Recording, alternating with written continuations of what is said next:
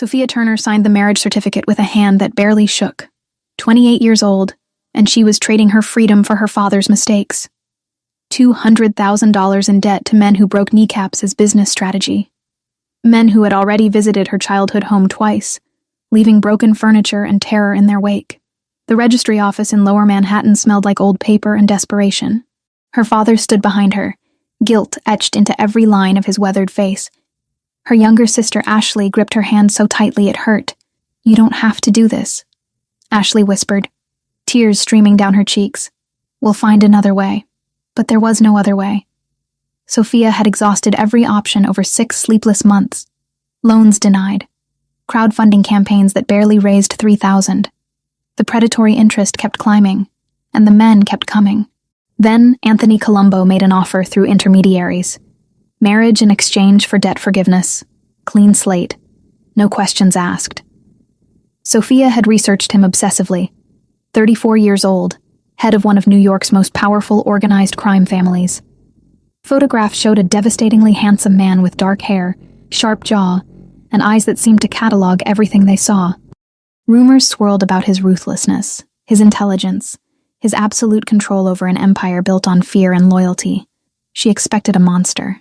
She got something far more complicated. Anthony Colombo stood across from her now, signing his own portion of documents with elegant precision. He wore a charcoal suit tailored to perfection. White shirt open at the collar. No tie.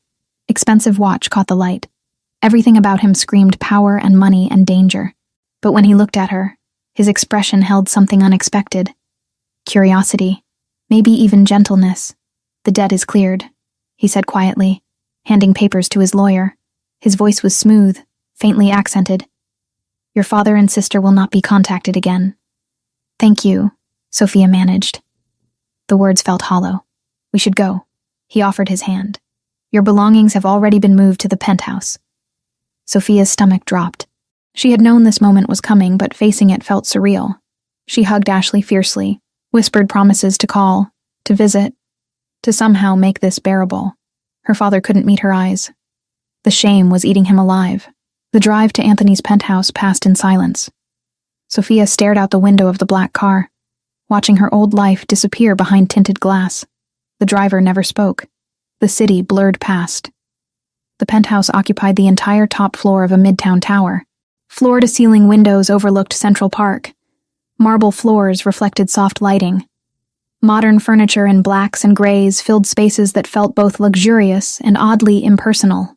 "Your room is down that hallway," Anthony said, gesturing left. "Master suite is opposite direction. You have complete privacy." Sophia blinked. "Separate rooms? This is a business arrangement."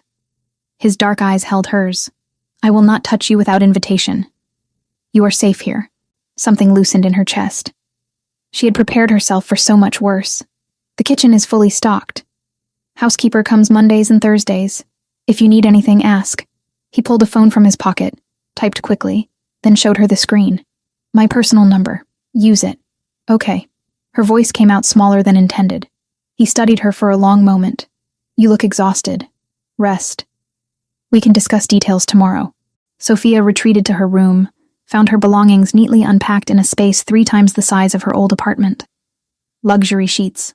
Enormous bathroom. Closet bigger than her childhood bedroom. She sat on the edge of the bed and cried silently into her hands. The first month passed in careful distance. Anthony left early for meetings, returned late.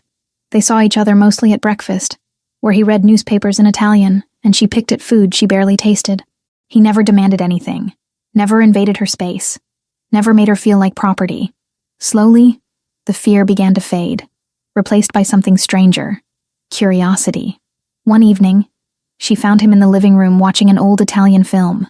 Black and white images flickered across a massive screen. "Do you mind if I watch?" she asked from the doorway. He glanced up, surprise crossing his features. "Please." She sat on the opposite end of the long sofa. The film had subtitles. A love story set in post-war Rome. Beautiful cinematography and tragic romance. "My grandmother loved this film," Anthony said during a quiet scene. "She made me watch it dozens of times as a child." "It's beautiful," Sophia admitted. "She raised me after my mother died." His voice softened with memory. taught me that strength and gentleness are not opposites. Sophia looked at him properly for the first time in weeks, saw past the intimidating exterior to something more human underneath. They began talking. Small conversations that stretched longer each night. He told her about growing up in Brooklyn, learning his family's business, the weight of responsibility he carried. She told him about her childhood in upstate New York, her dreams of becoming a teacher, the betrayal she felt toward her father's gambling addiction. "You are angry with him," Anthony observed one night over dinner he had cooked himself, pasta carbonara made from scratch. "He destroyed our lives," Sophia said bitterly. "Ashley had to drop out of college. We lost the house. And I'm here because he couldn't stop throwing money at card tables. Addiction is a disease." Anthony's tone held no judgment. "It does not excuse his actions, but perhaps understanding helps with forgiveness. Do you forgive easily?" His expression darkened. "No, but I am learning." The second month brought unexpected comfort. Anthony started asking her opinion on small things. What to order for dinner, which film to watch, whether the new art piece in the hallway was pretentious or interesting. She started leaving her room more, reading in the living room while he worked on his laptop, joining him for meals without the heavy silence. One afternoon, she found him cooking again. This time, he invited her to help. "My grandmother would say a woman who cannot make proper pasta is missing a life skill," he teased gently, teaching her to knead dough with precise pressure. "And what would she say about men who trap women in business arrangements?" Sophia shot back, but with a hint of humor. "That I am a fool who does not know how to properly court a beautiful woman." He said it lightly, but his eyes held hers a beat too long. The air between them shifted. By month 3, the attraction became impossible to ignore. Sophia found herself noticing everything about him. The way his hair fell across his forehead when he was concentrating. The warmth of his laugh when something genuinely amused him. How his hands moved with confidence and precision, whether signing documents or chopping vegetables. She caught him watching her too. Quick glances when he thought she was distracted. His jaw tightening when she wore certain dresses. The way he always positioned himself between her and the door. Protective instinct she pretended not to notice. Month 4 brought the charity gala. A business obligation Anthony initially planned to attend alone. "Come with me," he said over breakfast. Not a command, an invitation. "I don't have anything appropriate to wear. That has been arranged." He slid a business card across the table. "Appointment at 2. Choose whatever you like." The boutique was exclusive, expensive, overwhelming. But the dress she selected was burgundy silk that draped elegantly without being overtly sexual. When Anthony saw her that evening, something flickered in his dark eyes that made her pulse race. The gala was everything she expected. Wealthy people in designer clothes making small talk about investments and vacation homes. But Anthony kept her close, his hand resting lightly on the small of her back, introducing her simply as Sophia, never explaining the arrangement. "You are nervous," he murmured during a slow dance. "Everyone is staring. Let them." His hand splayed wider against her spine. "You belong here as much as anyone. Because I'm your wife on paper? Because you are brilliant and kind and stronger than most people in this room." His voice dropped lower. "The paper means nothing. You matter." Sophia looked up at him. Really looked. Saw the sincerity in his expression. The carefully controlled desire he was working hard to suppress. When they returned to the penthouse that night, neither moved toward their separate rooms. They stood in the dim living room, city lights creating shadows across Anthony's face. "I should let you rest," he said, but made no move to leave. "I'm not tired." The distance between them felt charged, dangerous, inevitable. Sophia. Her name on his lips sounded like a confession. "If I kiss you now, everything changes. Maybe I want it to change." He closed the space between them in one fluid movement. His hand cupped her jaw with surprising gentleness. His thumb brushed across her lower lip. "Are you certain?" Instead of answering, she kissed him. The kiss was fire and tenderness. Months of tension exploding into desperate contact. His other hand threaded through her hair. She gripped the front of his shirt. They stumbled toward his room, shedding clothes between heated kisses and whispered confirmations. That night, Sophia discovered that Anthony Colombo was as controlled and attentive in intimacy as he was in everything else. He worshipped her body like something precious, learned what made her gasp and arch and moan his name. Afterward, they lay tangled in expensive sheets, her head on his chest, his fingers tracing idle patterns on her shoulder. "This was not part of the arrangement," he said quietly. "No." She pressed a kiss to his sternum. "Is that a problem?" "The opposite." He tilted her face up to meet his eyes. "But you should know that what I feel is not casual. I do not do anything by half measures." "Neither do I." The following weeks blurred together in a haze of growing intimacy. They talked for hours, made love with increasing familiarity and passion, laughed at inside jokes, cooked meals together. She started referring to the penthouse as home without thinking about it. Month 6 arrived with autumn colors in Central Park, and Sophia realizing she was in love with her arranged husband. She was also pregnant. The pharmacy test showed 2 pink lines, then another, then a third to be certain. She sat on the bathroom floor, hands shaking, emotions rioting. Pregnant. With twins, according to the doctor she visited secretly. Twin boys growing inside her. Still early enough to hide, but real enough to make her knees go weak. She planned to tell Anthony that evening. Imagined his reaction. Maybe surprise, but hopefully joy. They could be a real family. Turn this arrangement into something genuine and permanent. She returned to the penthouse humming softly, hands unconsciously resting on the faint swell she could still hide beneath her clothes. Then she heard voices from downstairs. Anthony's office was usually off-limits, but the door stood ajar. She moved closer, intending to announce her presence. "Please," a man's voice begged, thick with terror. "I have family. Kids, please. You stole from me." Anthony's voice was cold, unrecognizable. "You knew the consequences. I'll pay it back. Every dollar. I swear on my children's lives. Your children will learn what happens when men break their word." The sound that followed made Sophia's blood turn to ice. A gunshot, muffled but unmistakable. Then another. She clapped a hand over her mouth to stifle her gasp. Pressed herself against the hallway wall, heart hammering violently. Through the cracked door, she saw Anthony, suit jacket removed, white shirt now stained with dark spots, gun held loosely in one hand. His expression was utterly calm as he looked down at whatever lay on the floor beyond her line of sight. "Clean this up," he said to someone else in the room. "Make sure his family gets the message." Sophia backed away slowly, made it to her room, locked the door with trembling hands. This was who he really was. Not the man who cooked pasta and watched old films and made love to her with devastating tenderness. This was a killer. A man who executed people in his home office like it meant nothing. Her hands went to her stomach. Twin boys who would grow up in this world. Who would learn that power came through violence. Who would inherit an empire built on blood and fear. She couldn't do it. Couldn't raise children here. Couldn't let them become what their father was. Sophia packed a single bag with shaking hands. Took the cash she had been quietly saving from the household funds. Left her phone behind because she knew it could be traced. At 3 a.m, while Anthony slept, she wrote a letter with tears blurring her vision. "I cannot raise our children in a world of death. Forgive me. Sophia." She left it on her pillow and walked out of the penthouse into the cold October night. The bus station was nearly empty. She bought a ticket to Portland, Oregon. As far from New York as she could get while staying in the continental United States. As the bus pulled away from the city, Sophia pressed her hand to the window. Watched the skyline disappear. Felt her heart breaking even as she knew this was the only choice. She was 28 years old, pregnant with twins, and running from the only man she had ever truly loved. Because sometimes love was not sufficient when the cost was your children's souls. 3 years changed everything and nothing. Sophia Turner stood behind the counter of Storybook Corner, a small independent bookstore in downtown Portland that specialized in children's literature.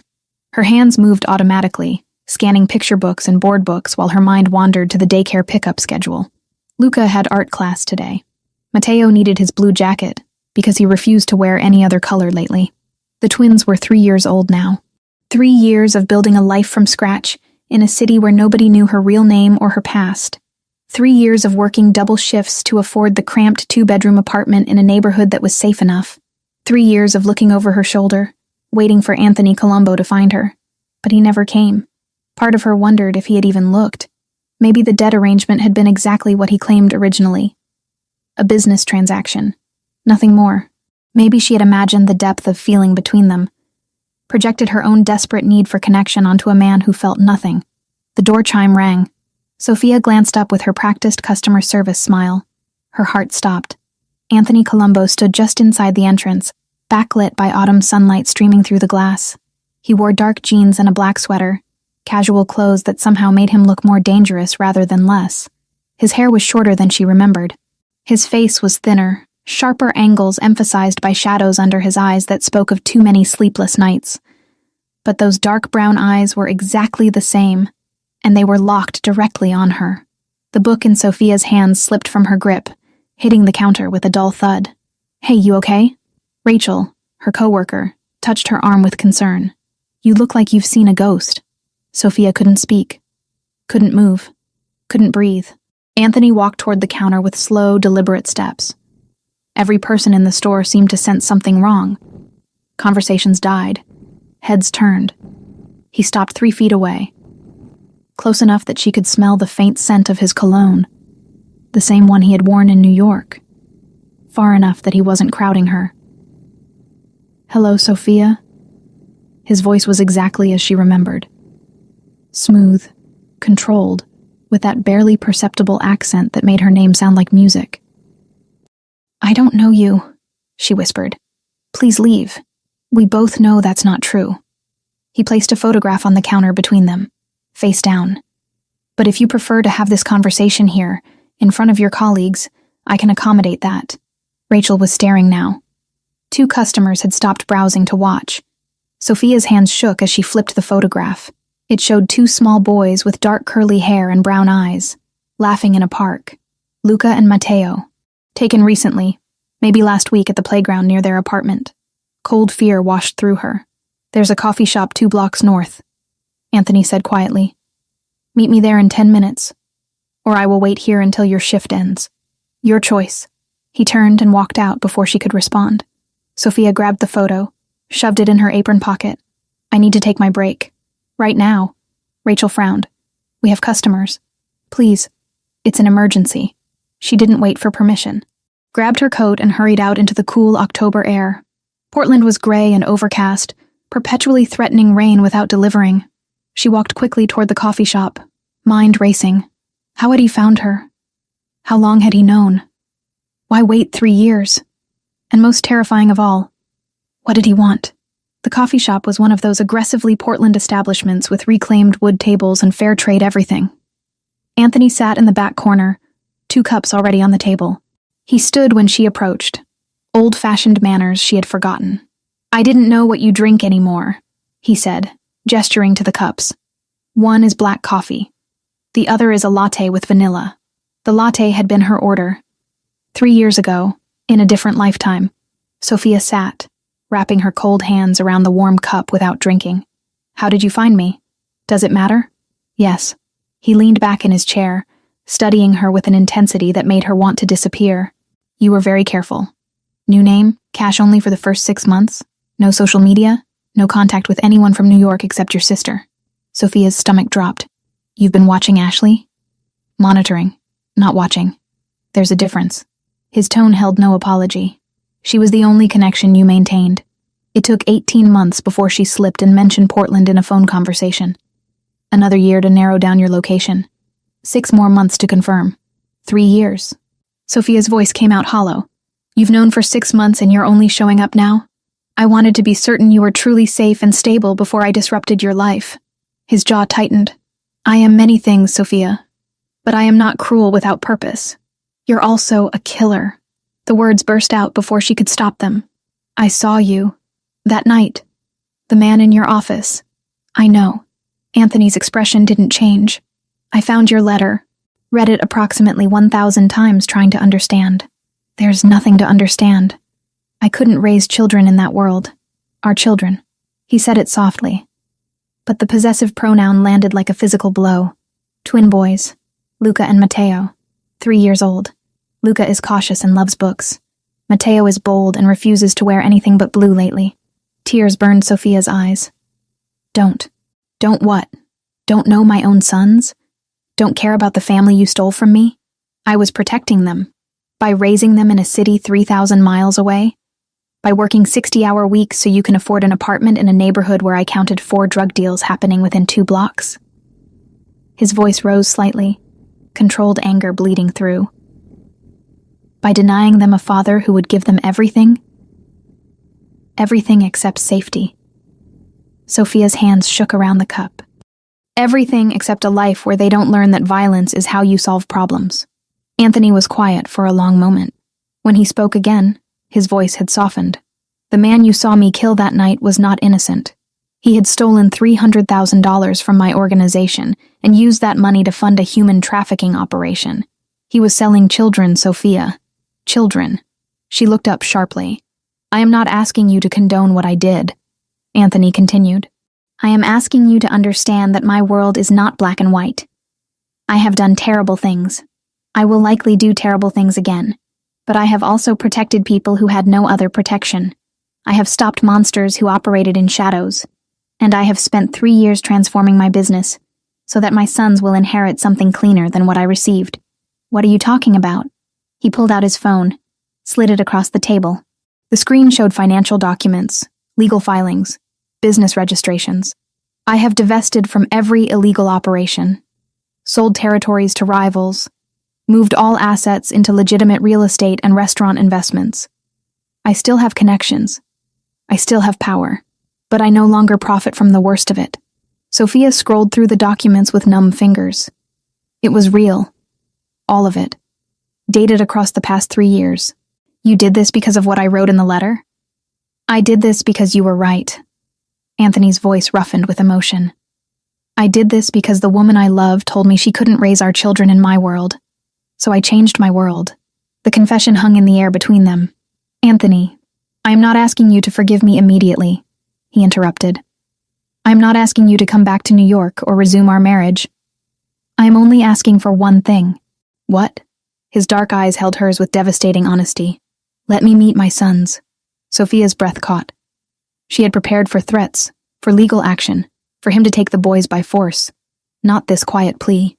I don't know, she whispered. I have respected your wishes for 3 years, Anthony said. I have stayed away even though every instinct demanded I come immediately. I have transformed everything about my life to be worthy of the family you took from me. Now I am asking you to give me a chance. Not as your husband, as their father. Before Sophia could respond, her phone alarm buzzed. Daycare pickup in 20 minutes. Anthony noticed her glance at the screen. You need to get the boys. Yes. May I come? No. Absolutely not. Sophia. He reached across the table, stopping just short of touching her hand. I am going to be part of their lives. We can do this cooperatively, or we can do this through lawyers and courts. I prefer cooperation. Is that a threat? It is reality. His expression was calm, but implacable. I will see my sons today. With your permission, or without it. Sophia stood abruptly, chair scraping against the floor. You can't just show up after 3 years and demand access. I am not demanding. I am requesting. There is a difference. Anthony stood as well. But make no mistake. I found you once. I know where you work, where you live, where the boys attend daycare. I know Luca's favorite book and Mateo's obsession with fire trucks. I know everything because I have been watching from a distance, respecting your space, waiting for the right moment. This is insane. This is fatherhood. His voice dropped lower. Go get our sons, Sophia. I will be waiting in the parking lot. And when you see me, when you see how they react to me, you will understand that biology is not the only connection we share.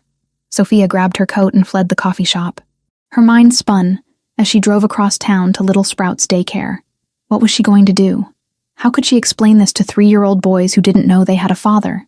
She pulled into the familiar parking lot 15 minutes later, and her heart sank. Anthony's black SUV was already there, parked near the entrance.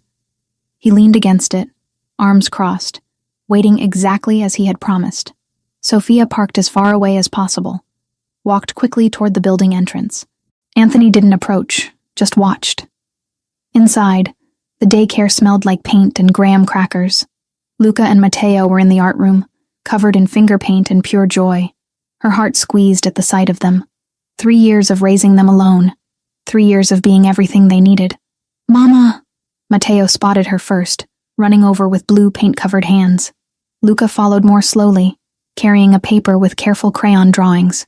"Look what I made," Luca said shyly, holding up his artwork. Sophia knelt down, hugging them both despite the paint. "It's beautiful, baby. Both of you did such good work." They collected backpacks and jackets, Matteo chattering about snack time while Luca remained quiet and observant as always. Sophia's hands shook as she signed them out. The moment they stepped outside, Luca froze. "Mama," he whispered, pressing against her leg. "Who's that man?" Matteo, bold as always, stared openly at Anthony. "He's really tall." Anthony straightened from where he leaned against the SUV. Even from 30 feet away, Sophia could see the naked emotion on his face. Wonder, pain, desperate love for two boys he had never been allowed to touch. He didn't approach, didn't move at all, just looked at them with an expression that broke something inside Sophia's chest. Because she recognized that look. It was the same one she wore every morning when she checked on them sleeping. The same fierce protective love that had driven her to run in the first place. "Come on," Sophia said, guiding the boys toward her car. "Let's go home." "Is he coming too?" Matteo asked loudly. "No, sweetheart." But as Sophia buckled them into car seats, Anthony moved. Not toward them. Toward her. He stopped an arm's length away, close enough to speak quietly without the boys hearing. "They have my eyes," he said, voice rough with unshed tears. "I know. Luca looks exactly like I did at that age. Matteo has my mother's stubborn chin." Sophia's vision blurred. "Please don't make this harder. I need you to hear something." Anthony stepped closer, his presence overwhelming in the small parking lot. "No more running, Sophia. You ran once and I let you go because I understood your fear. But that grace period is over. Those are my sons. And whether you like it or not, whether you trust me or not, I will be in their lives. You can't force. I am not forcing anything. I am stating fact." His dark eyes burned into hers. "Tomorrow morning I will come to your apartment. I will meet them properly. I will begin building a relationship with my children. And you will allow this because deep down, you know they deserve a father who loves them." Sophia's breath came in short gasps. "I hate you." "No, you don't." He said it with absolute certainty. "You hate that you still love me. You hate that I found you. You hate that the life you built is about to change. But you do not hate me, darling. You never could." He turned and walked back to his SUV without waiting for a response. Sophia climbed into her car with shaking hands. In the rearview mirror, she watched Anthony stand beside his vehicle, watching them. Not following. Not threatening. Just watching his sons with the expression of a man who had found something he thought lost forever. "Mama, who was that?" Luca asked again as they drove away. Sophia met his innocent brown eyes in the mirror, eyes identical to his father's. "Someone who wants to meet you," she heard herself say. "Someone very important." That night, after the boys were asleep in their shared bedroom, Sophia sat on her couch in the dark apartment and finally let herself cry. 3 years of running. 3 years of building a life alone. 3 years of telling herself she had made the right choice. And Anthony Colombo had shattered it all in one afternoon with a photograph and a quiet demand. Her phone buzzed. Unknown number. "Tomorrow, 10 in the morning. I will bring breakfast. Tell the boys whatever you think is appropriate. But this conversation is happening." Sophia stared at the message. Then, with trembling fingers, she typed back, "If you hurt them, I will destroy you." His response came immediately. "If I hurt them, I will let you." Anthony Colombo arrived at exactly 10 in the morning, carrying 2 bags from a local bakery and a leather briefcase that probably cost more than Sophia's monthly rent. She had been awake since 5, cleaning the already clean apartment, rehearsing what to tell the boys, changing her outfit 3 times before settling on jeans and a sweater that felt appropriately casual and defensive. The twins were eating cereal at their small kitchen table when the knock came. Matteo jumped up immediately, always eager for new experiences. Luca remained seated, watching with those careful brown eyes that missed nothing. Sophia opened the door. Anthony looked different in daylight streaming through her apartment windows. Still devastatingly handsome, but something about seeing him in her space felt surreal. He belonged in penthouses and exclusive restaurants, not her cramped 2-bedroom with mismatched furniture from thrift stores. "Good morning." He held up the bags.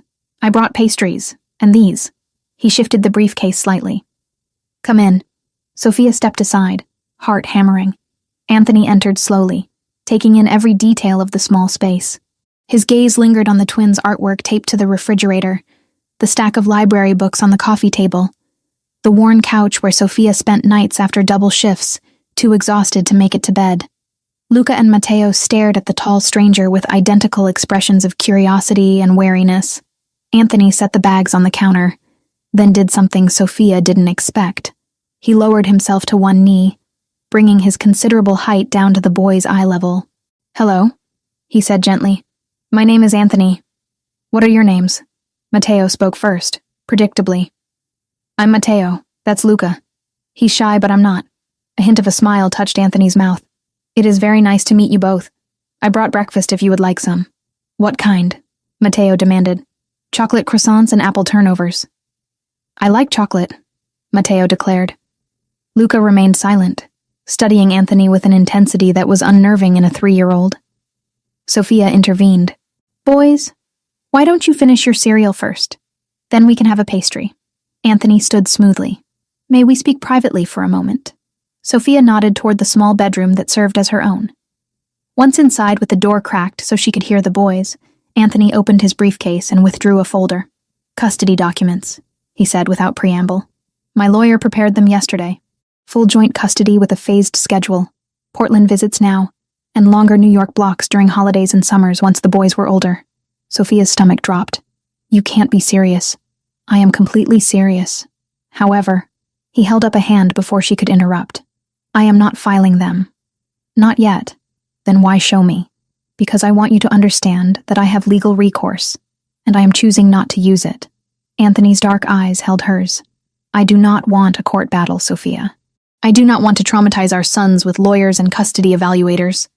I want to build a relationship with them naturally, with your cooperation." "Why should I cooperate with you?" "Because it is the right thing to do. Because they deserve a father. And because whether you admit it or not, you know I am not the monster you convinced yourself I was 3 years ago." Sophia crossed her arms defensively. "You killed a man in your office. I executed a human trafficker after he was given multiple opportunities to surrender the children he had taken." Anthony's voice remained calm. "I am not asking you to approve of my methods. I am asking you to see the context." He withdrew another folder, this one thicker. "My business transformation. Every document is here. Sale of illegal operations, transfer of territories, investment portfolios in legitimate real estate and restaurant ventures. I have severed ties with every violent aspect of my former life." Sophia flipped through pages of legal documents, financial statements, property deeds. The scope was staggering. He had dismantled an empire and rebuilt it as something entirely different. "This must have cost you millions. It cost me approximately $200 million in lost revenue, and another $100 million in buyouts and settlements." He said it matter-of-factly. "But I gained something far more valuable. The possibility of being worthy of my family." Sophia looked up sharply. "We're not your family. Not anymore. Biologically, legally, and emotionally, you are." Anthony stepped closer. "You can deny it all you want. You can tell yourself that 3 years of separation erased what we built. But those boys in your kitchen have my blood, my eyes, and my last name, whether you acknowledge it or not. I gave them my last name. They're Turner, not Colombo." "On what documents?" "Their birth certificates list father as unknown. Their social security cards were obtained with fraudulent information.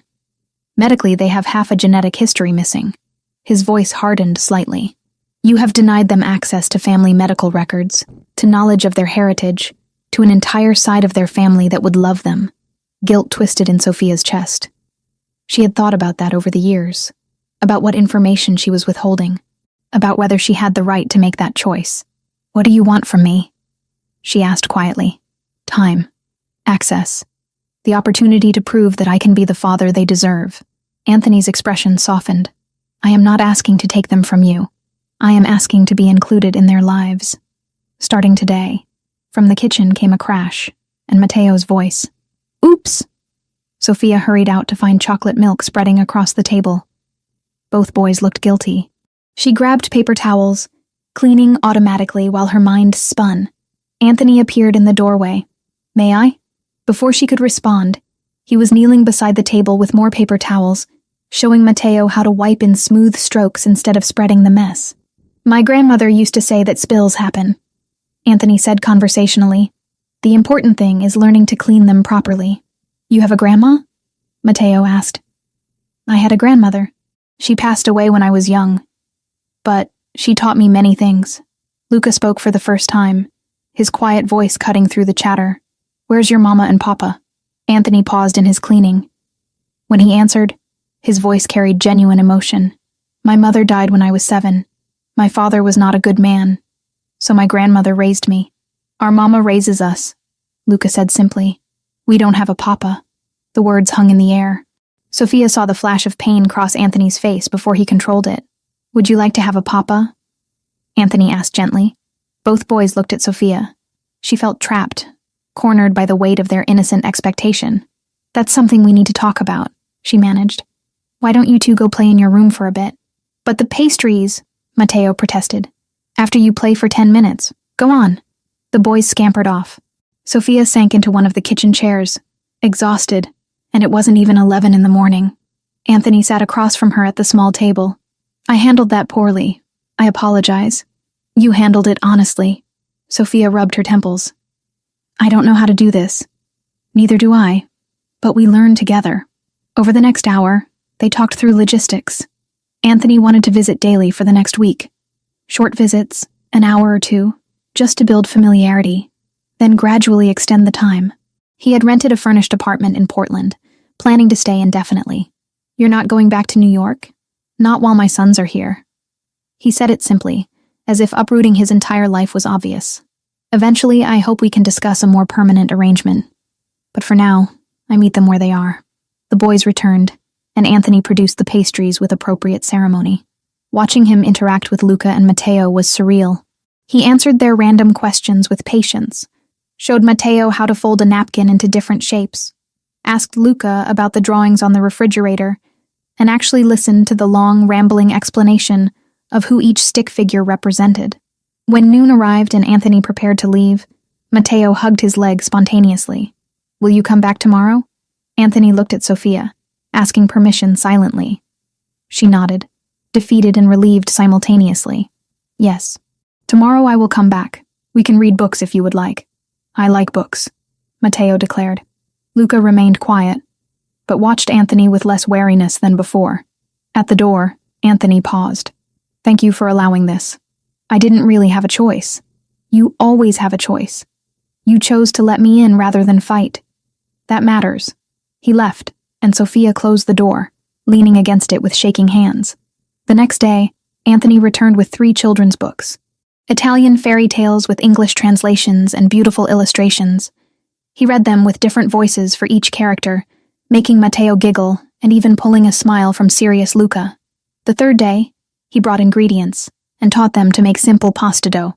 Flour ended up everywhere, but the boys were delighted by the squishy texture and the way Anthony showed them to press their handprints into the flattened dough. By the 4th day, Mateo ran to the door when the knock came. Anthony's here. Sophia watched from the kitchen as the man she had fled from 3 years ago sat cross-legged on her living room floor, building block towers with their sons. He wore jeans and a casual shirt, hair slightly mussed, laughing when Mateo deliberately knocked the tower down. The domesticity of it was disorienting. This was not the man she had seen execute someone. This was not the feared Mafia boss who controlled empires. This was just a father, learning his children, making up for lost time with desperate focus. On the 5th evening, after the boys were in bed, Anthony lingered by the door. There is something you should know, he said quietly. About your family. Sophia tensed. What about them? I have been supporting them financially for the past 3 years. He said it without defensiveness. Your father's auto repair shop was struggling. I bought the building, reduced his rent to sustainable levels, and directed business his way through my connections. Your sister Ashley received a scholarship to finish her degree. I established it through a shell corporation. Sophia stared at him. You've been manipulating my family? I have been caring for the people you love because you could not be there to do it yourself. His tone sharpened slightly. Your father is healthy and stable. Ashley graduated with honors, and now works as a teacher in Syracuse. They have financial security they would not have otherwise. You had no right. I had every right. They are my family too, whether you acknowledge it or not. Your father's debt was the catalyst for our marriage. I ensured he would never struggle with debt again. Your sister's education was interrupted because of family financial crisis. I ensured she could complete it. Sophia's hands shook with conflicting emotions. Anger that he had interfered. Gratitude that her family was safe. Resentment that he had given them what she could not. Did they know? She asked. Did they know the money came from you? No. Everything was arranged through intermediaries and legitimate channels. Anthony's eyes held hers. I did not do this for recognition. I did it because I knew you worried about them. I could not give you peace directly, so I gave it indirectly. Something cracked in Sophia's carefully maintained defenses. For 3 years, she had carried guilt about leaving her family without support, about choosing to protect her unborn children over staying close to her father and sister. And all that time, Anthony had been quietly ensuring they were cared for. Why? The word came out broken. Because I love you. He said it simply, devastatingly. Because even when you ran, even when you took my children and disappeared, I never stopped loving you. I was angry. I was hurt. But I never stopped wanting you safe and happy. And I knew you could not be happy if your family suffered. Tears burned Sophia's eyes. You can't just say things like that. Why not? It is true. Anthony reached out slowly, giving her time to pull away. When she didn't, his hand cupped her cheek with heartbreaking gentleness. I have made many mistakes, Sophia. I have hurt people. I have done things I cannot undo. But loving you was never a mistake. Loving our sons is not a mistake. And I will spend however long it takes proving that I can be what you need. His thumb brushed away a tear that escaped. The touch was familiar and foreign all at once. 3 years since he had touched her. 3 years since she had let anyone this close. I don't know if I can trust you again, she whispered. Then I will earn it back, day by day, visit by visit. His dark eyes were sincere. I am not going anywhere, darling. Not this time. The moment stretched between them, heavy with history and possibility. Then Luca called out from the bedroom, breaking the spell. Sophia stepped back, wiping her eyes. I should check on him. Of course. Anthony moved toward the door. Same time tomorrow? Yes. He paused at the threshold. They are wonderful boys, Sophia. You have done an incredible job raising them alone. I hope someday you will let me help carry that weight. After he left, Sophia stood in her quiet living room surrounded by evidence of his presence. Italian books on the coffee table. Flour still dusting the kitchen counter. The faint scent of his cologne lingering in the air. And for the first time in 3 years, she wondered if running had been the right choice after all. The photograph arrived on a Tuesday morning, slipped under Sophia's apartment door while she was making breakfast. Plain white envelope with no markings. Inside, a single picture of Luca and Matteo at Little Sprouts daycare, taken through the fence during outdoor playtime. The angle suggested someone standing across the street with a telephoto lens. Sophia's hands trembled as she turned the photo over. 3 words written in block letters. Beautiful boys. Fragile. Her stomach twisted violently. She shoved the photo into her purse before the twins could see, forcing brightness into her voice as she served their oatmeal. Mama, you okay? Luca asked with his unsettling perceptiveness. Fine, baby. Just thinking about work. But she was not fine. Someone was watching her children. Someone wanted her to know they were watching. The rational thing would be to call Anthony immediately. He had given her his number, told her to reach out if anything felt wrong. And if someone was testing her, a sudden swarm of Anthony's security around the daycare would only confirm the twins were the pressure point. But Sophia had spent 3 years being self-sufficient. 3 years proving she could handle everything alone. Calling him felt like admitting defeat, like confirming she needed him. Besides, it was probably nothing. Maybe a photographer doing a project. Maybe someone with the wrong apartment. Portland was weird enough that random unsettling things happened without sinister explanation. Still, the note was deliberate enough to keep her scanning every face. She dropped the boys at daycare, scanning the street for unfamiliar vehicles or people. Everything looked normal. Parents hurrying to drop off kids before work. Traffic moving steadily. Gray Portland sky threatening rain that would probably hold off until evening. At the bookstore, Sophia threw herself into work, restocking shelves, helping customers, processing orders. anything to avoid thinking about the photograph burning a hole in her purse. The second message arrived via text that afternoon. Unknown number. Your sons laugh like their father. Matteo is louder. Luca is more careful. Just like Anthony. Sophia nearly dropped her phone. Whoever sent this knew about Anthony. Knew the connection. This was not random. Her fingers hovered over Anthony's contact. But what would she say? That someone sent creepy messages? He would overreact, mobilize his entire security apparatus, turn her quiet life into a circus of bodyguards and surveillance. She could handle this. She could move again if necessary. Change cities, change names, start over somewhere else. Wyoming, maybe. Montana. Somewhere small and remote, where people from Anthony's world would never think to look.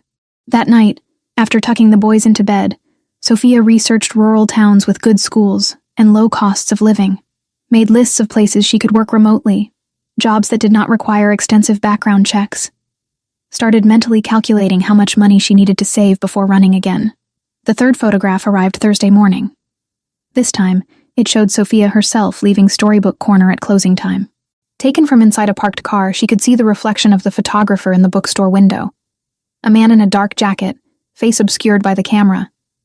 The message on the back. We know where you live. We know your routine. We could reach them anytime.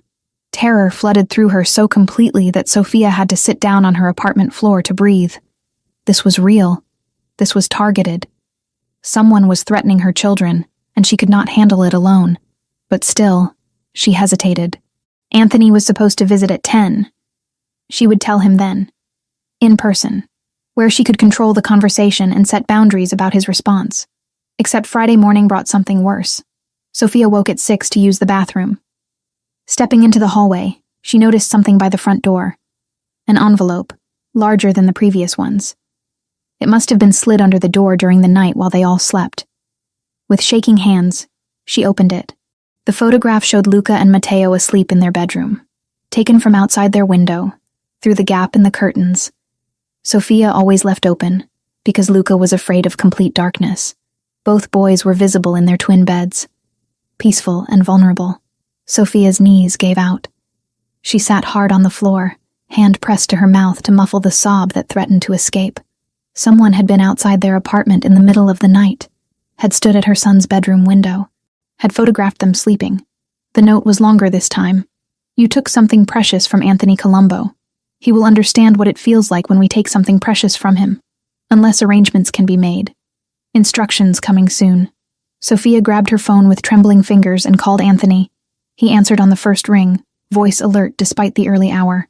Sophia? What happened? Someone's been watching us. The words tumbled out, sending photographs. They were outside the boys' window last night. They took pictures of them sleeping. Anthony, I need help. I need you to protect them. I am on my way. Do not leave the apartment. Do not open the door for anyone except me. His voice was ice and fury. Keep the boys inside. I will be there in 8 minutes. He arrived in 6. Sophia opened the door to find him flanked by 2 large men in dark suits.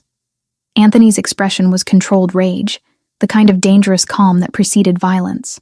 Show me everything. Sophia handed him the 3 photographs and her phone with the text messages.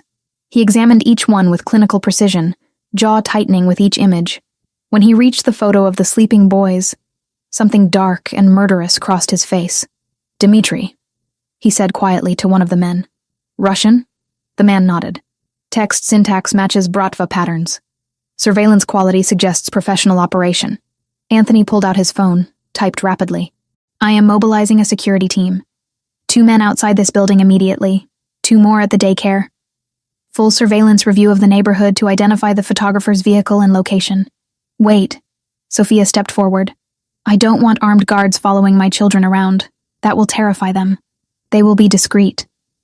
Anthony's eyes met hers, but non-negotiable. Someone is actively threatening our sons. That ends now. Who would do this? People who want to hurt me by targeting what I love. He said it matter-of-factly, as if discussing weather. I have enemies, Sophia. I thought by leaving that world behind, I removed the target from my family. I was wrong. One of the guards spoke quietly into an earpiece, then addressed Anthony. Boss, we have a hit on the vehicle. Black sedan, Oregon plates, registered to a rental company. Rented 3 days ago by someone using a fake ID. Find it, and find who is driving it."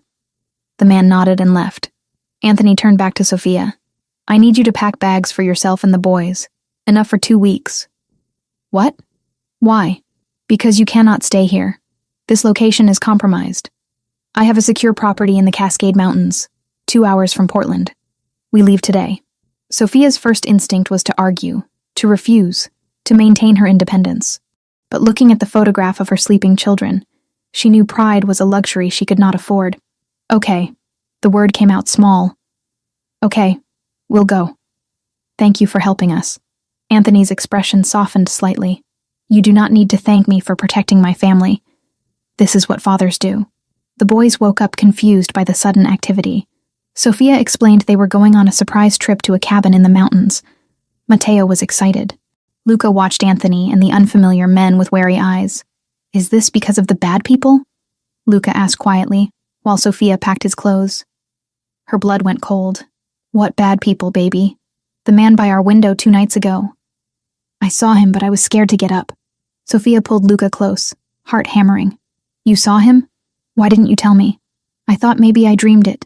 His small voice was uncertain, but then he was there again last night. Anthony appeared in the doorway, having heard everything. He knelt beside Luca with careful gentleness.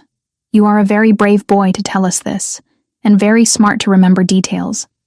The bad people will not be able to find you where we are going, I promise. Are you going to stop them?" Luca asked. "Yes." Anthony's voice carried absolute certainty.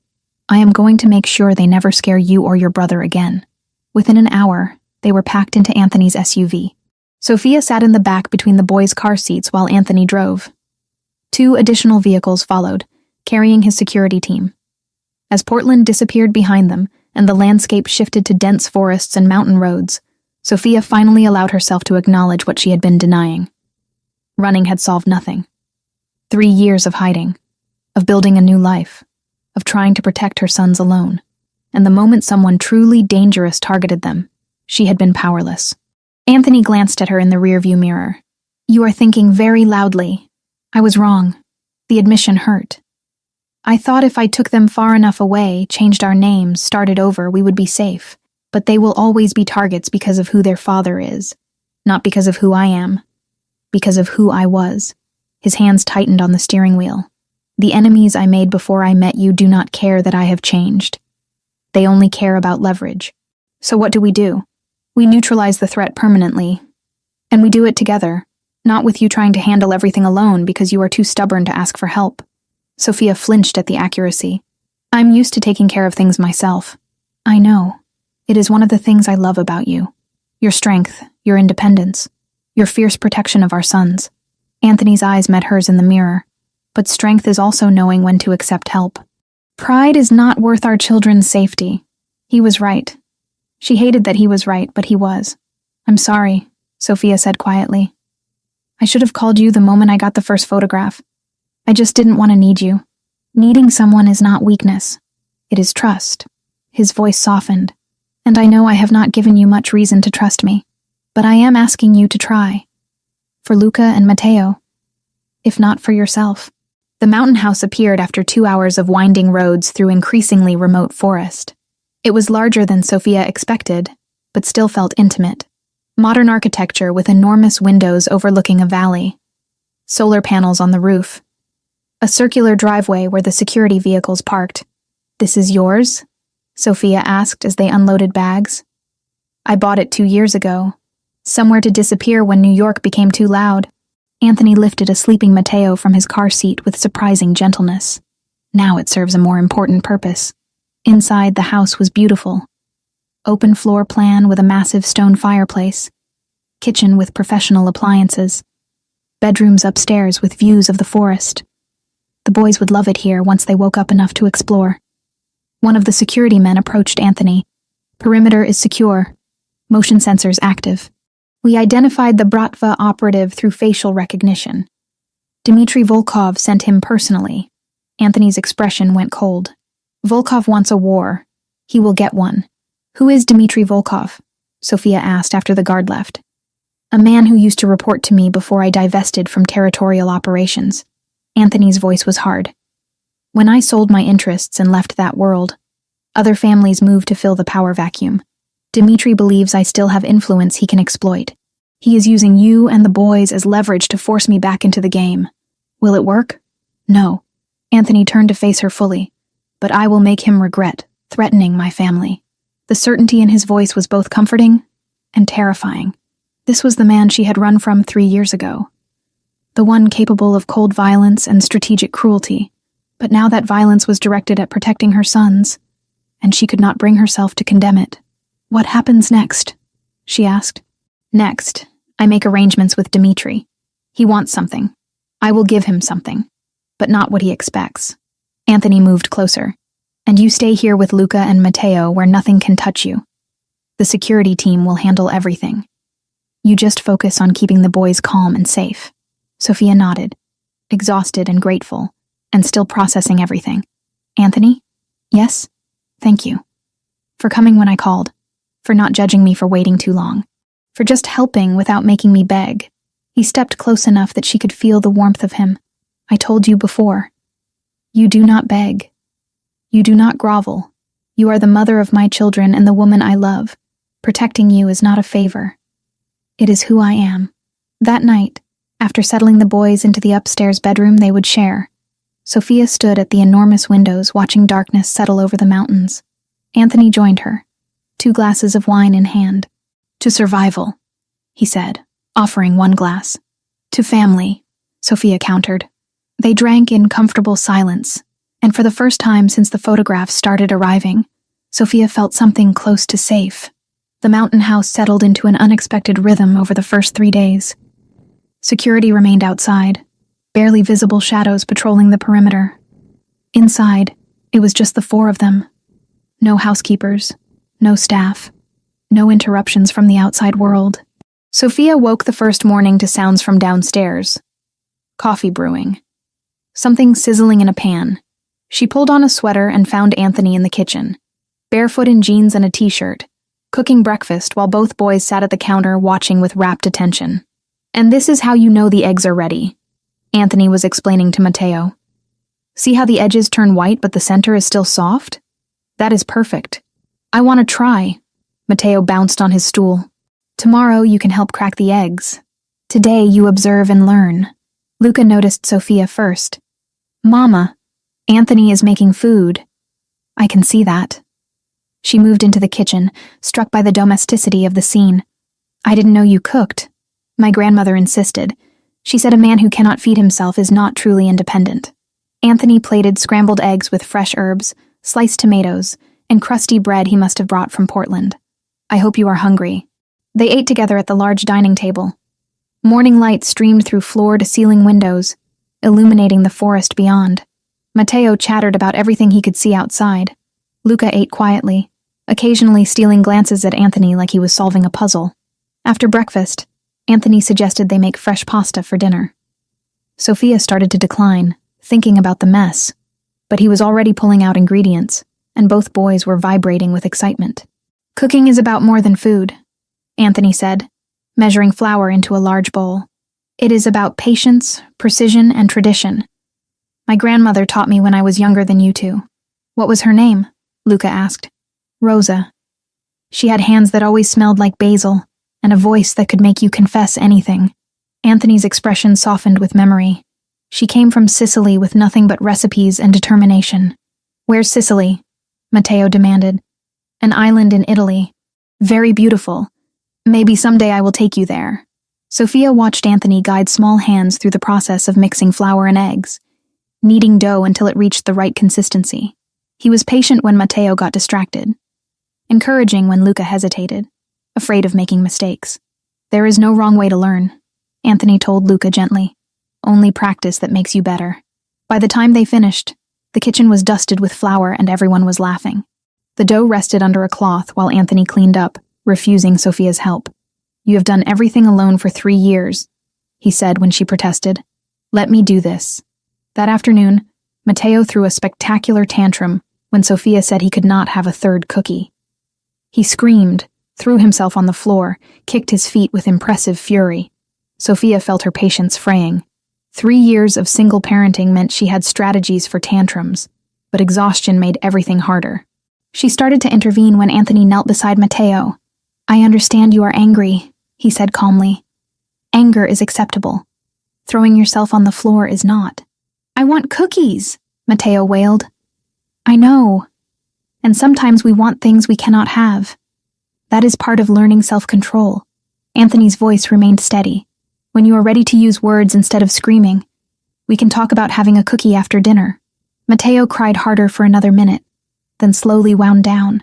Anthony waited patiently beside him, not forcing anything. When Matteo finally sat up, red-faced and sniffling, Anthony offered him a tissue. "Better?" Matteo nodded miserably. "Good. Now, would you like to help me build that puzzle we saw in the living room?" The transformation was immediate. Matteo scrambled up, tantrum forgotten, racing toward the puzzle. Anthony caught Sophia's eye and shrugged. "My grandmother always said children need firmness and understanding in equal measure." "Oh, your grandmother sounds wise." "She was the wisest person I have ever known." That night, Luca woke screaming from a nightmare around 2 a.m. Sophia rushed to the boys' room, finding Luca tangled in blankets, sobbing about monsters and shadows. Matteo slept through it somehow, undisturbed. "Shh, baby, it's okay. Mama's here." Sophia gathered Luca into her arms, rocking him. "There was a bad man at the window." Luca cried. Like before, he was trying to get in. Sophia's heart clenched. The trauma from Portland was manifesting in nightmares now. Anthony appeared in the doorway, hair mussed from sleep, concern evident on his face. "What can I do?" "I don't know. He's remembering the man outside our apartment." Anthony entered slowly, sitting on the edge of Luca's bed. "May I try something?" Sophia nodded, desperate for anything that might help. "Luca," Anthony said gently, "look at me." Luca turned tear-streaked face toward him. "The bad man cannot reach you here. Do you know why?" "Why?" "Because I am here, and I will never let anyone hurt you or your brother. That is a promise I make as your father. You're my papa? If you will have me, yes. And fathers protect their children always, no matter what." Luca studied him seriously. "What if you're sleeping? Then the men outside who work for me are watching. And if somehow anyone got past them, your mother would stop them. And if somehow they got past her, I would wake up and stop them." Anthony's voice was absolutely certain. "You are surrounded by people who love you. Monsters have no chance. But what if—" "Luca," Anthony leaned closer. "When I was your age, I was afraid of many things. My grandmother would tell me a secret. Do you want to know what it was?" Luca nodded. "She said fear lives in the dark because it knows light will destroy it. So every time you feel afraid, you turn on a light. Not just a lamp, but a light inside yourself. You think about the people who love you, and that light grows so bright that fear has nowhere to hide. I don't know how to make an inside light. I will teach you. Close your eyes." Luca obeyed, still hiccuping slightly from crying. "Now think about your mama. How she smells like vanilla and coffee. How she reads you stories every night. How safe you feel when she holds you. Can you picture that? Yes. Good. That is your first light. Now think about Matteo. How he makes you laugh even when you do not want to. How he shares his toys even though he loves them. How you are never truly alone, because he is always there." Luca's breathing was slowing, evening out. "That is your second light. Now think about me. I know we have not known each other very long, but I love you. I will always protect you. You are my son, and that means you are precious beyond measure. That's 3 lights." Luca murmured, sounding drowsy. 3 lights so bright that no nightmare can survive. Do you feel them?" "Yeah." "Good. Keep them glowing. And if you ever feel scared again, you turn on those lights and remember you are loved." Within minutes, Luca was asleep again, breathing deep and peaceful. Anthony carefully tucked the blankets around him and followed Sophia out of the room. In the hallway, Sophia turned to him with tears in her eyes. "How did you do that?" "My grandmother did it for me after my mother died. I had nightmares for years." He leaned against the wall, exhaustion evident. "I never thought I would use that technique on my own children, but I am grateful I remember it. Thank you. You do not need to thank me for comforting my son." They stood in the dim hallway, the house silent around them. Sophia became acutely aware of how close they were standing. how Anthony's presence felt both familiar and charged with possibility. "We should try to sleep," she said, but made no move toward her room. "Sophia." His voice dropped lower. "May we talk? Really talk?" She nodded, following him downstairs to the living room. Anthony started a fire in the massive stone fireplace, flames casting dancing shadows across the walls. They sat on opposite ends of the long leather couch, distance preserved but barely. "I need you to understand something," Anthony began, staring into the fire. "The day I found your letter, the day I realized you had left, it broke something in me I did not know could break." Sophia wrapped her arms around herself, waiting. "I have survived things that would destroy most men. Violence, betrayal, loss. I learned early to compartmentalize emotion, to separate what I feel from what I must do. But that morning, reading your words, knowing you were carrying my children and I had driven you away, all those walls collapsed." His hands clenched into fists on his knees. "I wanted to tear apart the city looking for you. I had resources, connections, the ability to find almost anyone. But then I reread your letter. You said you could not raise our children surrounded by death, and I realized you were absolutely right. Anthony, let me finish. Please." He finally looked at her, firelight reflecting in his dark eyes. "I spent 3 years transforming everything, not to manipulate you into returning, but because I needed to become someone worthy of being a father, someone who could give our sons a life where they did not grow up witnessing executions in home offices. You changed your entire empire because of what I wrote. I changed because you forced me to see what I had become, a man who solved problems with violence, a man whose children would inherit blood-stained legacy. I did not want that for them. I did not want them to fear their father the way I feared mine." Sophia's chest tightened. "You never talked about your father before, because he is not worth discussing. He was a brutal man who believed power came through fear. He would beat my mother, terrorize everyone around him, rule through intimidation. When she died, I vowed never to become him. But somewhere along the way, I did." "You're nothing like that," Sophia said softly. "I've watched you with Luca and Matteo. You're patient and gentle and everything a father should be, because you gave me the chance to be." Anthony shifted closer, the distance between them shrinking. "When I finally found you 6 months ago, I wanted to rush in immediately, demand my rights, force my way back into your life. But I watched instead, saw how hard you worked, how well you raised them, how much they thrived under your care, and I realized that showing up before I was truly ready would be selfish. So you waited. I waited until I could offer you safety and stability and a version of myself that deserved another chance." His voice roughened with emotion. "I waited because I love you, Sophia. I have loved you since you agreed to that arranged marriage and then refused to be treated like property. I loved you when you challenged me, when you made me laugh, when you showed me that strength and gentleness could coexist." Tears streamed down Sophia's face. "I loved you too. That's why leaving hurt so much." "Then why did you wait 3 years? Why not reach out once you were settled, once the boys were born?" "Because I was terrified." The confession burst out. "Not of you specifically, but of your world. Of raising children who would think violence was normal. Of losing myself in a life where I was just the mafia boss's wife instead of my own person. You have never been just anything. You are brilliant and fierce and the strongest person I have ever known. I didn't feel strong. I felt trapped and scared, and so desperately in love with someone I thought I had to leave. They were inches apart now, drawn together by gravity and history and 3 years of separation." Sophia could see the flutter of Anthony's pulse in his throat, could feel the heat radiating from his body. "I helped your family," Anthony said quietly. "Your father's business, Ashley's education. I made sure they were cared for because I knew you worried about them. I could not give you peace directly, so I tried to give it indirectly." Fresh tears spilled over. "You've been protecting everyone I love this whole time, because that is what you do when you love someone. You care for the people they care about." The space between them felt electric, charged with possibility and memory. Sophia leaned closer, drawn by instinct and need.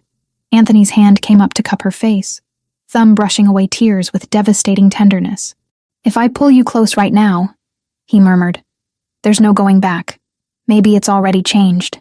They moved together, closing the final distance, but at the last second, Sophia pulled back, fear overriding desire. I can't. Not yet. I'm still trying to figure out if I can trust you again. Anthony's expression held understanding and disappointment in equal measure.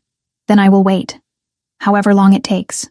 He stood, putting physical distance between them, before the temptation became too much. Try to get some rest. Tomorrow we can take the boys hiking if the weather holds. Sophia watched him climb the stairs to his own room, then sat alone by the dying fire. Her lips tingled with the kiss that almost happened. Her heart ached with feelings she had tried to bury for 3 years. The next morning, Matteo ran into the kitchen where Sophia was attempting coffee and announced, "Papa is teaching us to make pancakes." Sophia froze, mug halfway to her lips. "What did you just call him?" "Papa. That's his name, right? He's our papa and you're our mama."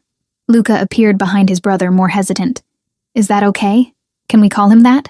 Sophia's throat closed with emotion. She looked past the boys to where Anthony stood in the kitchen doorway, his expression vulnerable in a way she had never seen. "Yes, babies. That's okay. He is your papa." The smile that broke across Anthony's face was worth every complicated feeling churning in Sophia's chest. And when both boys ran to him, wrapping small arms around his legs, he knelt down and held them like they were the most precious things in existence. Which, Sophia realized, they were. Later that afternoon, while the boys napped, Sophia found Anthony on the back deck overlooking the valley. She stood beside him, shoulders nearly touching. "They called you Papa," she said unnecessarily. "I heard. I may have cried about it for 10 minutes in my room afterward." Sophia smiled despite herself. The great Anthony Colombo, brought to tears by 3-year-olds. The only 3-year-olds who matter. He turned to face her. "Thank you for allowing that. For not correcting them. They deserve to know their father. I was wrong to keep you from them for so long. You were protecting them. I understand that now." They stood in comfortable silence, watching clouds drift across the mountain peaks. And Sophia wondered if maybe, just maybe, they could find a way forward that honored both the past and the possibilities ahead. The attack came at 3:17 in the morning. Sophia woke to the sound of something she had never heard before, but recognized instinctively. Gunfire. Distant, but unmistakable. Multiple weapons firing in controlled bursts. She bolted upright in bed, heart hammering. Before she could process what to do, her bedroom door flew open. Anthony stood there, fully dressed despite the hour, his face set in lines of cold fury. "Get the boys. Now. Do not turn on lights. Do not ask questions. Move." Sophia scrambled out of bed, running on pure adrenaline. She rushed to the twins' room where both boys were stirring, confused by the distant noise. Anthony was right behind her. "Mama?" Luca's voice was frightened. "It's okay, baby. We're going to play a game. We have to be very quiet and very fast." Matteo started to cry. Anthony scooped him up in one arm, then lifted Luca with the other. "Listen to me. Both of you. I need you to be brave right now. Can you do that for me?" Both boys nodded against his shoulders, eyes wide. "Good. Hold on tight and do not make a sound." Anthony moved with terrifying speed through the dark house, Sophia stumbling after him. More gunfire erupted outside, closer now.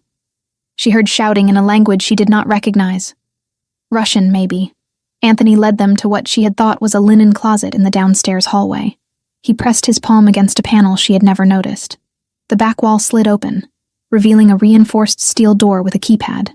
Inside, quickly. The panic room was larger than expected. Concrete walls, dim emergency lighting, a comfortable seating area with a couch and chairs, shelves stocked with water and non-perishable food, a bank of monitors showing security camera feeds from around the property. "You stay here until I come get you." Anthony set the boys on the couch. His voice was absolutely calm, but Sophia could see the tension in every line of his body. "The door is 6 inches of reinforced steel. Nothing gets through it." "Where are you going?" Sophia grabbed his arm. "To end this." "No. You stay here with us. Let your security handle it. My security is handling it. But this is my family, my responsibility." He gripped her shoulders, forcing her to meet his eyes. "I will not hide while men threaten my sons. Do you understand?" Sophia wanted to argue, to beg him to stay safe. But she saw the truth in his face. This was who he was. Not the gentle father who made pancakes, but the warrior who protected what belonged to him. "Come back," she whispered. "Whatever happens out there, you come back to us. Always." He kissed her forehead quickly, then the top of each boy's head. "Be brave. I will return soon." The steel door closed with a heavy thunk. A series of locks engaged automatically. Sophia heard Anthony's footsteps retreating down the hallway. Then there was only silence and the terrified breathing of her children. Sophia pulled both boys into her lap on the couch, wrapping arms around them. "It's okay. Papa is going to make sure we're safe." "Why are there bad people?" Luca asked, voice trembling. "Because some people make wrong choices, but Papa is going to stop them." The monitors showed chaos outside. Men in dark tactical gear moving through the forest, muzzle flashes lighting up the darkness. Anthony's security team had taken defensive positions around the house perimeter. Sophia counted at least 6 attackers, maybe more beyond camera range. On one screen, she saw Anthony emerge from the house.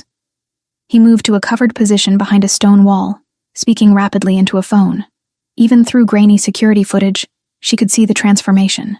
This was not the man who read bedtime stories. This was a commander, cold and precise, directing his forces with surgical efficiency. The boys mercifully did not understand what they were seeing on the monitors. Matteo had his face buried in Sophia's shoulder. Luca watched with wide eyes, but said nothing. The firefight lasted 17 minutes that felt like 17 hours. Sophia watched Anthony coordinate his team, calling out positions and orders.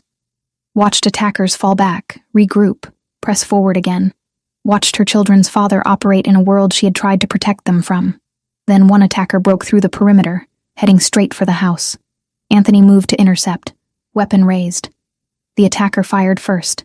Anthony went down. Sophia's scream was silent, trapped in her throat so she would not terrify the boys. She watched the monitor with horror as Anthony lay motionless for 3 eternal seconds. Then he moved, rolled, returned fire with brutal accuracy. The attacker dropped. Anthony stood slowly, left hand pressed to his right shoulder. Even through the camera, Sophia could see dark wetness spreading across his shirt. Blood. "Mama? Is Papa hurt?" Luca had seen it too. "I don't know, baby." "I hope not." The remaining attackers were retreating now, overpowered by Anthony's security team. One man was dragged back toward the house, hands zip-tied behind him. The others disappeared into the forest, pursued by armed guards. 10 minutes later, the monitors showed the situation stabilizing. 20 minutes after that, the steel door locks began disengaging. Anthony appeared in the doorway.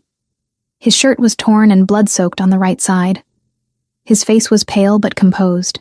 He looked at Sophia and the boys with visible relief. "It is over. They are gone." Sophia set the boys down and crossed to him in 3 steps, hands hovering over the wound. "You're bleeding. Flesh wound. The bullet grazed my shoulder. I am fine." "You are not fine. Sit down." The boys ran to him despite the blood, wrapping small arms around his legs. Anthony winced but did not push them away. "Did you stop the bad people?" Matteo asked. "Yes. They will not come back." "Because you're strong," Luca said with certainty. "Because I love you. Love makes us stronger than we know." Sophia got the boys settled on the couch with blankets, both of them exhausted and crashing from adrenaline. They fell asleep within minutes, curled together like puppies. Then she turned to Anthony. "Shirt off. Now." He obeyed, carefully pulling the ruined fabric over his head. The wound was exactly as he described, a deep graze across the meat of his shoulder, still bleeding sluggishly. Painful, but not life-threatening. Sophia found the first aid kit Anthony had shown her when they first arrived. Her hands shook as she cleaned the wound with antiseptic, trying to be gentle despite her terror and anger. "You should have stayed in here with us," she said, voice breaking. "I should have protected my family. I did what was necessary. You got shot. I have been shot before. This is nothing." Sophia pressed gauze to the wound harder than necessary. Anthony hissed in pain but did not complain.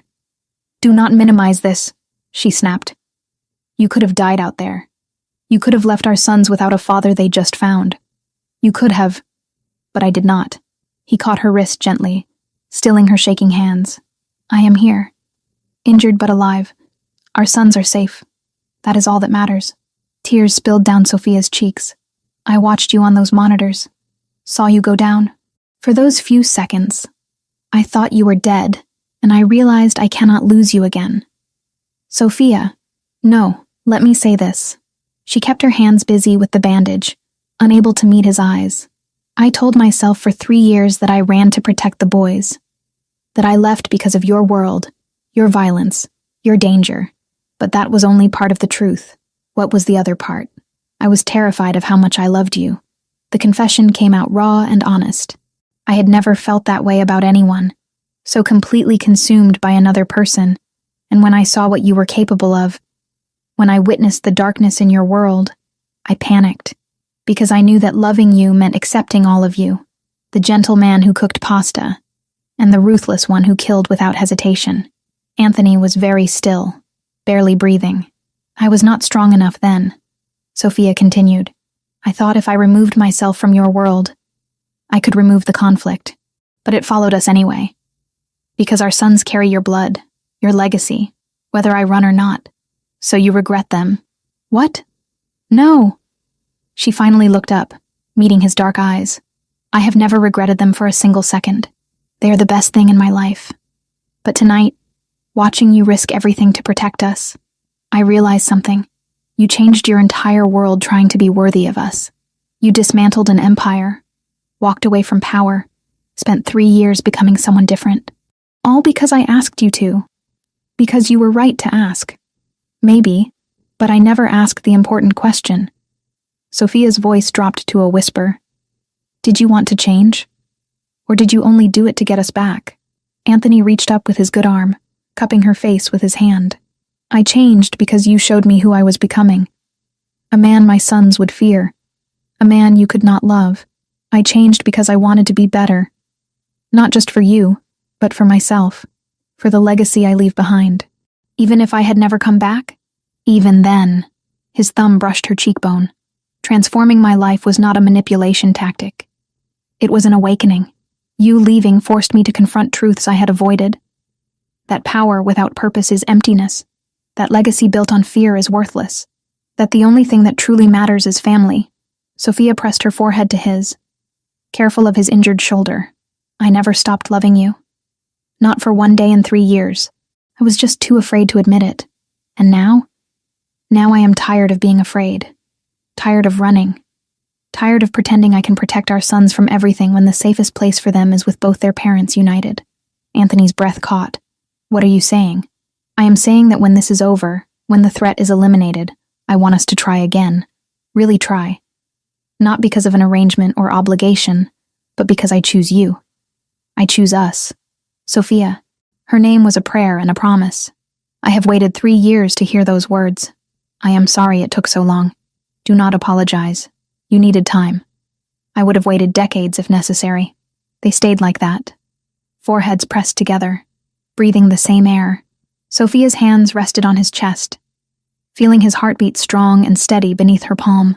The man you captured, she said eventually. What happens to him? Anthony's expression hardened. He will tell me everything. Who sent him? How they found us? What Dmitry Volkov wants. Then I will negotiate. Negotiate what? Peace. Permanent, ironclad peace. He pulled back slightly to look at her properly. I am going to make a deal with the 5 families. Every major organization in New York and the surrounding territories. I will formally renounce all my former holdings, all territories, all claims to power. In exchange, they guarantee in writing that my family is untouchable. Forever. Will they agree to that? They will if I offer enough. I still have leverage, connections, information. I will trade everything to ensure you and our sons can live without looking over your shoulders. That will cost you everything you built. I do not care. His voice was absolutely certain.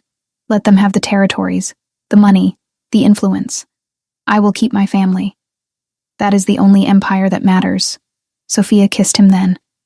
Soft and gentle, and full of 3 years of longing.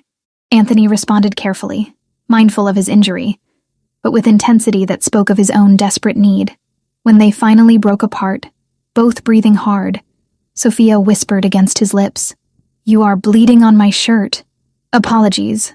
Bullet wounds are inconsiderate that way. She laughed despite everything, despite the chaos and fear and uncertainty. Let me finish bandaging you properly before you bleed out and ruin this moment. Heaven forbid I ruin our reconciliation with something as mundane as blood loss.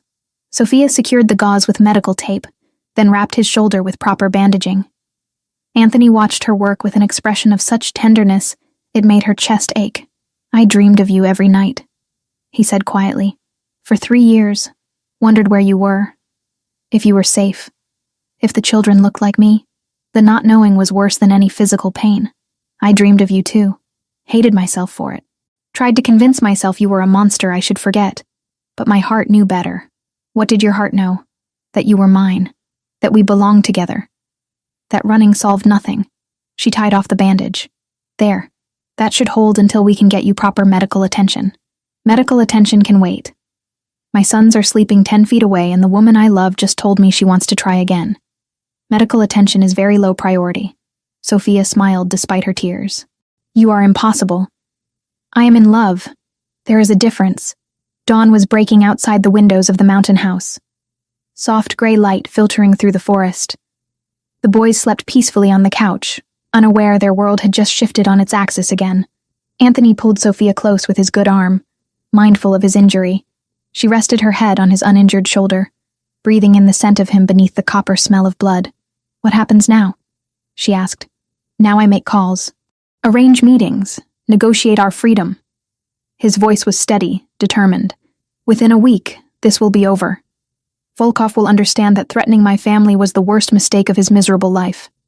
The 5 families will agree to my terms, and we will finally be safe.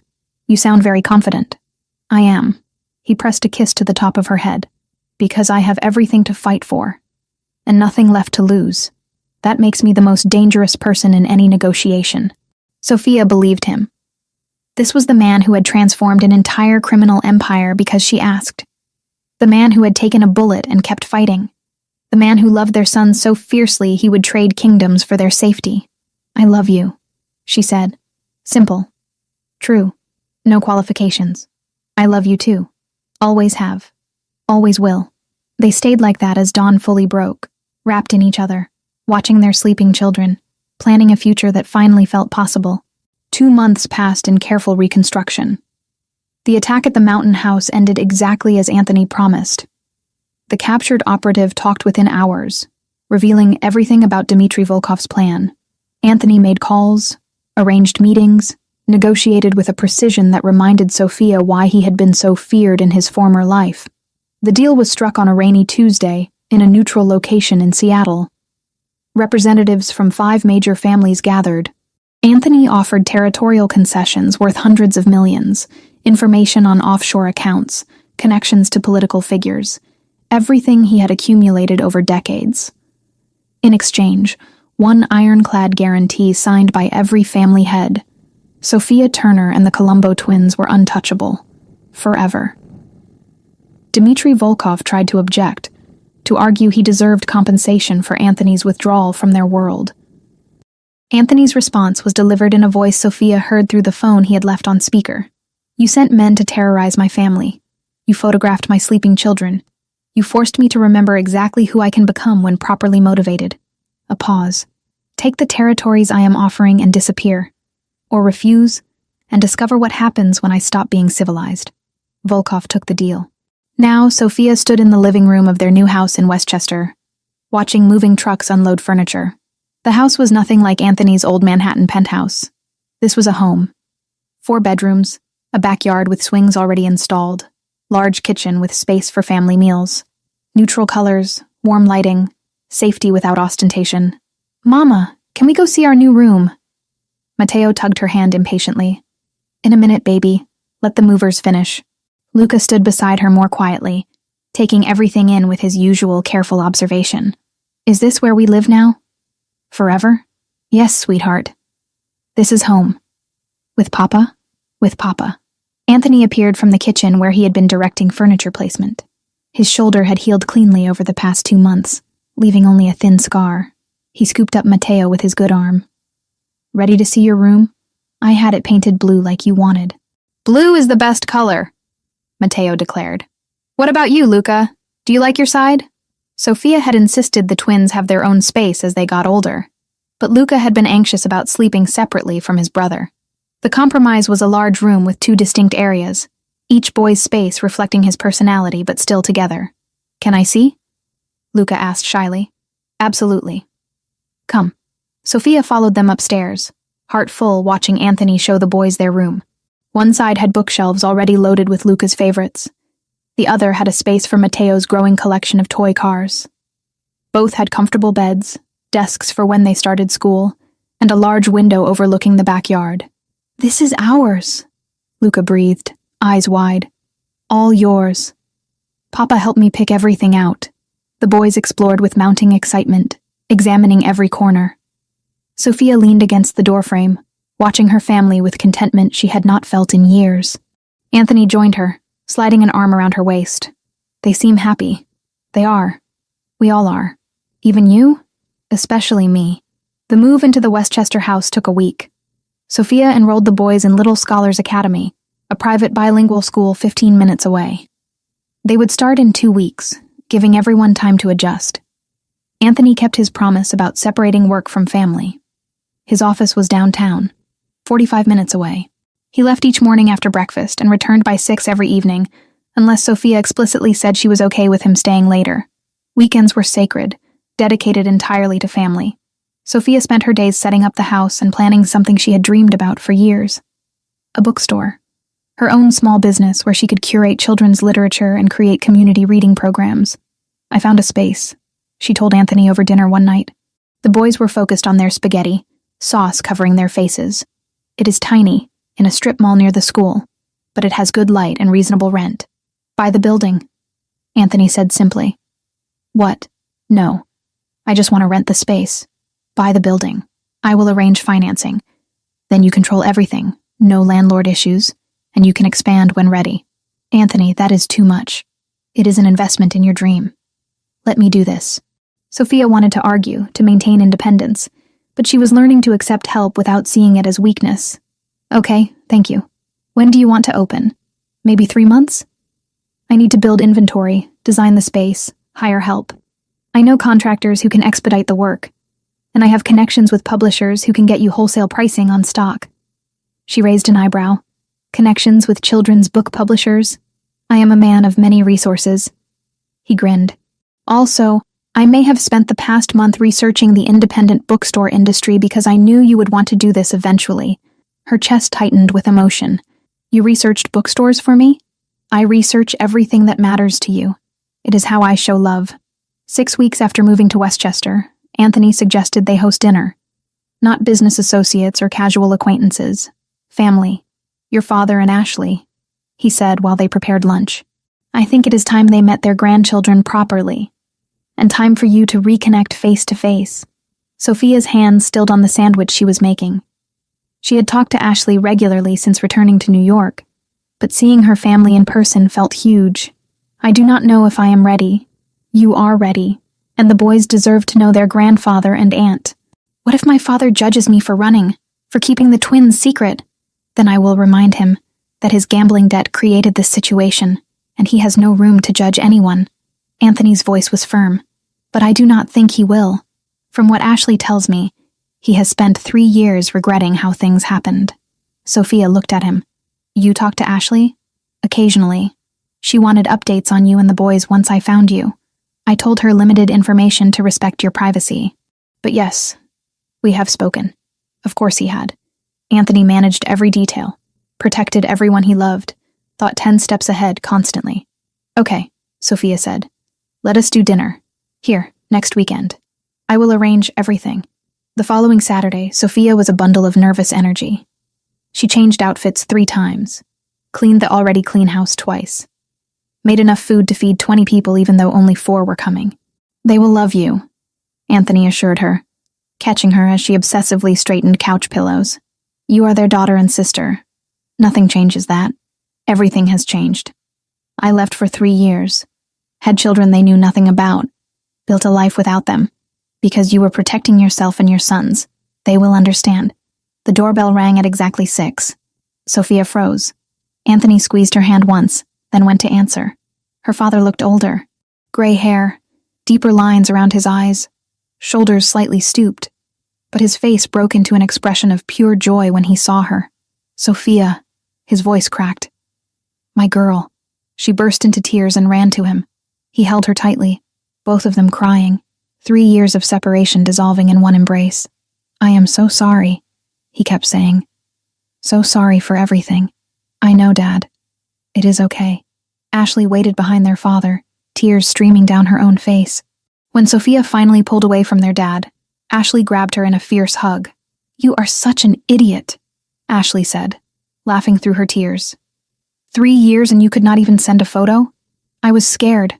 I did not want to put you in danger. Well, you are stuck with me now. I am not letting you disappear again." The twins watched from behind Anthony, uncertain about the crying adults. Sophia wiped her face and knelt down. "Boys, come meet your grandfather and your Aunt Ashley." Matteo approached boldly as always. "Hi, I am Matteo, that is Luca. He is shy, but I am not." Sophia's father laughed, a sound she had not heard in years. He lowered himself carefully to the boy's level. "It is very nice to meet you both. You look just like your father." "Everyone says that," Matteo agreed. "But Mama says we have her smile." "You definitely have her smile." Her father looked up at Sophia with shining eyes. "They are beautiful, sweetheart. Absolutely beautiful." Ashley was already kneeling beside Luca, who seemed fascinated by her colorful scarf. "I am your Aunt Ashley. I teach 2nd grade, so I am pretty cool with kids. Want to see a magic trick?" Luca nodded, and Ashley produced a quarter from behind his ear. Both boys squealed with delight. Dinner was chaotic and wonderful. The twins performed for their new audience, showing off drawings and explaining their school in elaborate detail. Sophia's father told stories about Sophia as a child that made everyone laugh. Ashley fit into the family dynamic immediately, teasing Anthony and playing with the boys like she had known them forever. After dinner, while the boys played with Ashley in the living room, Sophia found herself alone with her father in the kitchen while they cleared dishes. "I need to say something," he started. "What I did, forcing you into that marriage to clear my debt. It was unforgivable." "Dad, please let me finish." He set down the plate he was holding. "I have spent 3 years knowing I sold my daughter to save myself.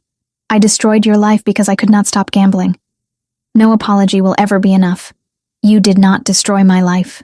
Sophia glanced toward the living room where Anthony was laughing at something Ashley said. "That marriage saved me in ways I did not understand at the time. How can you say that after everything? Because I love him. I love our sons. I have a life I never imagined possible." She took her father's hand. "Yes, the beginning was wrong. The circumstances were terrible. But Anthony has spent years proving he deserves a second chance. I think you deserve one too." Her father's eyes filled with tears. "I do not deserve your forgiveness. Maybe not, but I am giving it anyway. Because holding on to anger hurts me more than it hurts you. Because I want my children to know their grandfather. Because family is complicated and messy, and sometimes we have to choose grace over grudges." They hugged again, and Sophia felt another piece of her past settle into place. Anthony appeared in the doorway, watching with soft eyes. When Sophia's father left to rejoin the others, Anthony pulled her close. "That was beautifully done. He needed to hear it. I needed to say it. Your capacity for forgiveness is one of the things I love most about you." "Speaking of forgiveness." She turned in his arms to face him. "I forgive you too. For everything. The violence I witnessed, the fear I felt, the world you came from. All of it. We start fresh from here. Sophia, I mean it. No more looking backward. We move forward as a family." That night, after everyone left and the boys were asleep, Anthony led Sophia to the backyard. Stars were visible despite the proximity to the city, a rare clear night. He held a small box in his hand. "I did this wrong the first time," he said. "An arranged marriage with paperwork and obligation. No romance, no choice." "Anthony, what?" He opened the box. Inside was a ring with a deep blue sapphire surrounded by small diamonds. Simple but elegant, clearly chosen with care. "Sophia Turner, I am asking you to marry me again. Not because of debt or arrangement. Not because we have children who bind us. But because I love you with everything I am. Because you make me want to be a better man. Because a life without you is not a life worth living." He knelt on the grass, holding the ring up to her. "Will you marry me? Choose me? Build a future with me that we both want?" Sophia could barely see through her tears. Yes, 1,000 times yes. He slid the ring onto her finger, then stood and kissed her with all the passion and tenderness of 3 years apart. When they finally broke apart, both were crying and laughing simultaneously. I chose this sapphire because it reminded me of the sky the night I first told you I loved you, Anthony said. Deep and infinite and full of possibility. It is perfect. You are perfect. I am far from perfect, but I am yours. They married 6 weeks later in a small ceremony at the house. Immediate family only. Sophia's father walked her down the makeshift aisle in their backyard. Ashley stood as maid of honor. Luca and Matteo served as ring bearers, taking their duties very seriously. The ceremony was simple but meaningful. Sophia wore a cream dress, elegant but not ostentatious. Anthony wore a dark suit and could not stop smiling. When they exchanged vows, neither used traditional words. I choose you, Sophia said. Today and every day, in light and darkness, in peace and chaos, I choose us. I promise to protect you, Anthony replied. To honor you. To be worthy of the gift you have given me. I promise to be the man our sons can look up to and the husband you deserve. I promise to choose love over everything. When the officiant pronounced them married, both boys cheered loudly. Everyone laughed. Anthony kissed his wife like she was air and he was drowning. The reception was dinner and dancing in their backyard. Simple. Intimate. Perfect. 1 year later, Sophia stood in the living room of their Westchester home, hand resting on her very pregnant belly. The bookstore was thriving. The boys were excelling in school. Anthony came home every evening at 6. Life had found a rhythm that felt sustainable and joyful. Mama, when is our sister coming? Matteo asked for the 100th time. Soon, baby. Very soon. I am going to teach her to read, Luca announced seriously. That is what big brothers do. She is lucky to have you both. Anthony wrapped his arms around her from behind, hands joining hers on her belly. How are you feeling? Tired? Happy? Ready to meet her? Have you decided on a name? They had narrowed it down to 3 options, unable to commit to just one. I think Rosa, Sophia said. After your grandmother. The woman who taught you that strength and gentleness can coexist. Anthony went very still. When he spoke, his voice was thick with emotion. She would have loved you so much. I wish I could have met her. She would have said you have a good heart and strong hands.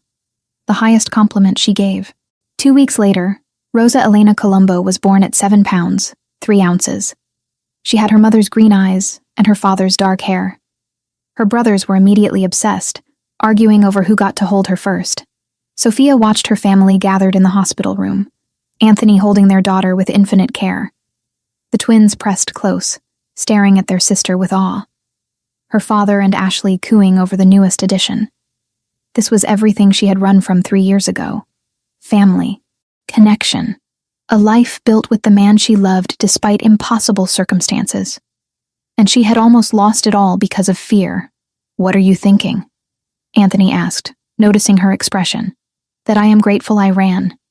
Because it forced you to change. But I am more grateful that you found me. Because I cannot imagine life without this. You will never have to imagine it again. We are bound now. Forever. Forever. She agreed. Little Rosa made a small noise, and everyone laughed. The future stretched ahead. Uncertain, but filled with possibility. Sophia had learned that love was complicated, that families were messy, that sometimes the scariest choices led to the greatest rewards. She had run away pregnant with his twins. He had tracked her down and refused to let her keep running. And somehow, impossibly, they had built something beautiful from the wreckage. Not perfect, but real. And that was more than sufficient. If you enjoyed this story, take a moment to subscribe to the channel. That is how I will know you truly appreciated it. Even if you are watching on your television, grab a second to join this family of listeners who love emotional and powerful stories. Your support means everything, and it helps us bring you even more tales like this one.